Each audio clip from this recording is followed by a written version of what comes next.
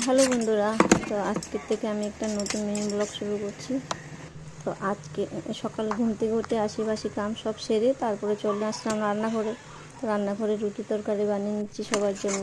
তো রুটি তরকারি সবাইকে দিয়ে তারপরে লাস্টে আমার খাওয়া, এটা সব আমি তারপরে স্নান টান করে পুজো দিয়ে আসলাম। তারপরে আমি রুটি তরকারি খেলাম। তারপরে খেয়ে ব্যাস রান্না বসিয়ে দিলাম। রান্নাতে আজকে কোনো ভেজাল নেই, শুধু সয়াবিন আলুর তরকারি বানালাম। আর কালকের মাছের তরকারি আছে, এটা হয়ে যাবে। আর সকালের তরকারিটাও আছে, হয়ে যাবে। আচ্ছা, আমার মিনি ব্লগটা যদি একটু তোমাদের ভালো লেগে থাকে অবশ্যই আমার পাশে থেকো, সাবস্ক্রাইব করে। আর বন্ধুরা, আমি নতুন ব্লগ খুলেছি, তার জন্য তোমাদের পাশে থাকাটা অনেক জরুরি। তোমরা আমার পাশে থেকো বন্ধুরা।